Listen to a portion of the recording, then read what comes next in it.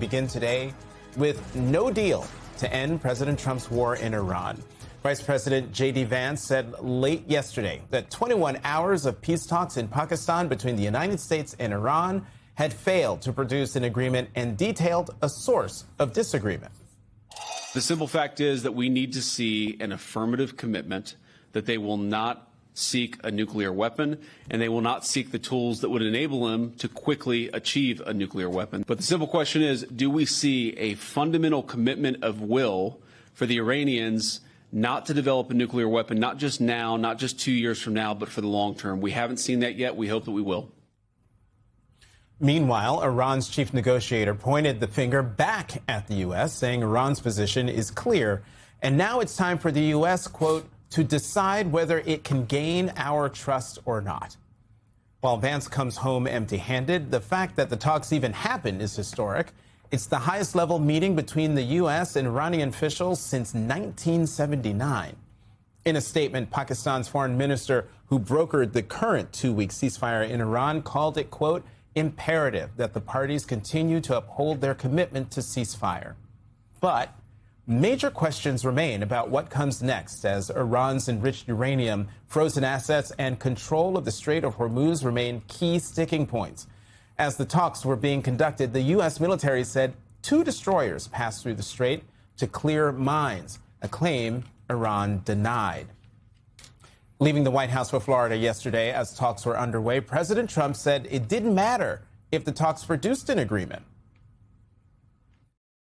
We'll see what happens. Look, regardless, we win. Regardless what happens, we win. We've totally defeated that country. And so let's see what happens. Maybe they make a deal, maybe they don't. Maybe they make a deal, maybe they won't, which to my mind just sort of adds to the theater of yesterday. Why did the vice president go there?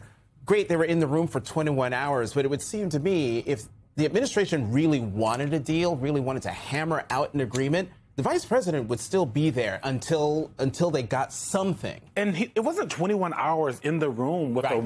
Right. It was 21 hours just like there. Total. Most of that time was talking to the Pakistanis, our allies and their allies. Like, I think it is really shocking, and I think the American people have to understand that negotiations don't happen quickly usually. Right. The JCPOA took 2 years in negotiations. So the idea that Donald Trump has created in our country, that negotiations this high level, it's the first since 1979, that deal with war and peace, that deal with the question of whether or not you can have a nuclear weapon or enrich uranium enough to get to a nuclear weapon in a country, a sovereign country, can happen in 24 hours. It makes zero sense. I will also say, it's probably unpopular, but it is kind of rich for us as the United States, a nuclear power with a lot of nuclear weapons, and Israel with a lot of nuclear weapons, though they won't say that they have them, allegedly, to tell other countries they cannot have it.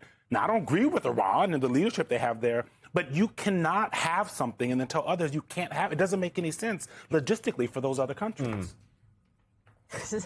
I do feel like we're ending this negotiation, or at least this preliminary negotiation, exactly where we started. These simple questions, as you noted, Eugene, are the most complicated questions that are the cause of a long-running, intractable conflict. The fate of 900 pounds of enriched uranium. Now, this new condition that didn't exist prior to the start of the war, which is control of the Strait of Hormuz, that Iran says they're not going to give up until there is a deal that is hashed out.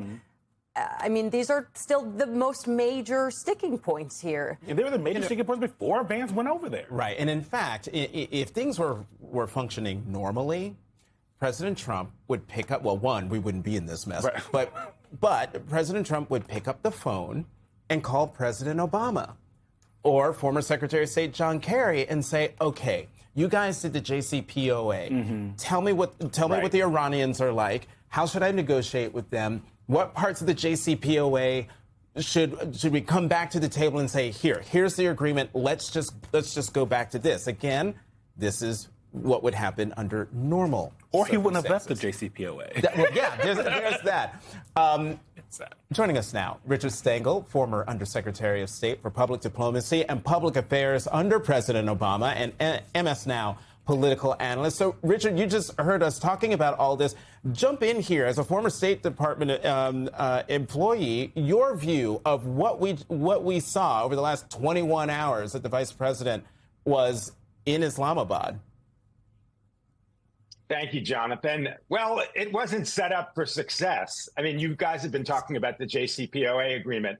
Remember, that was focused on one aspect of U.S.-Iranian relations, which is nuclear enrichment and their ability or inability to get a bomb.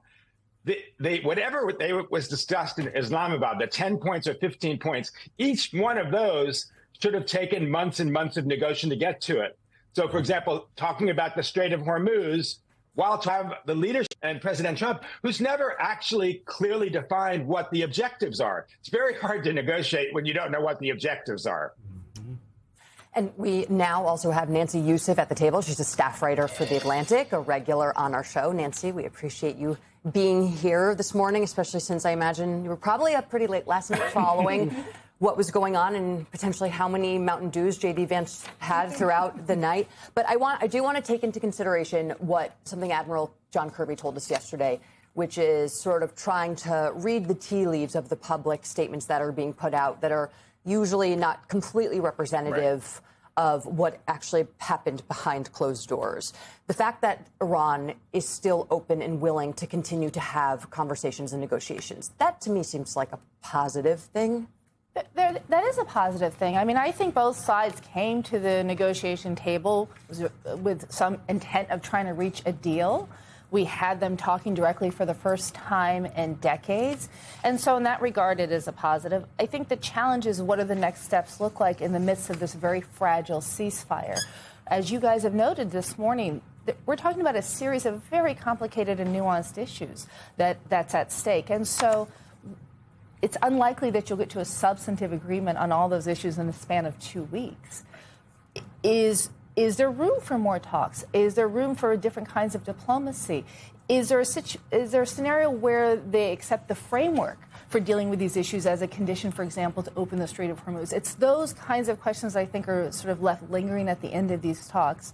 You mentioned sort of the tea leaves. I thought it was interesting that J.D. Vance talked about the nuclear deal, but didn't mention some of the other key issues, the Strait of Hormuz, sanctions, Lebanon. And I think that was his way of trying to reframe this conversation around the issues that the United States wants to talk about, which is Iran's nuclear program, not the Strait, which is what became a key conversation point because of Iran's use of it as a form of leverage into these talks. The rest of the world probably wants to talk about the Strait of Hormuz, considering that it's ruining a lot of economies at this point. Mr. Undersecretary, I want to bring you in here because the talks failed. You have Vance and Witkoff and Jared Kushner. Everyone's coming back home. So they're going to talk again. But if you're the Iranians, why would you sit down with those three again, right? Wouldn't you want to sit down with, I don't know, Marco Rubio, Donald Trump himself? Because at the end of the day, whatever deal comes out of those conversations, Donald Trump can destroy with the Truth Social. So why would they sit down with three people who, as you said, maybe aren't as skilled as negotiators and clearly don't have the final say on what can happen here? Well, Eugene, they don't really have a choice. I also thought it was unusual that Marco Rubio was not part of the negotiations. I mean, he's a much more experienced negotiator than the others. I'm sorry, my dog is barking here. That's okay. But the Iranians win by not losing. That has been their strategy all along, that they can still survive, that the regime can survive, that they can control the Strait of Hormuz.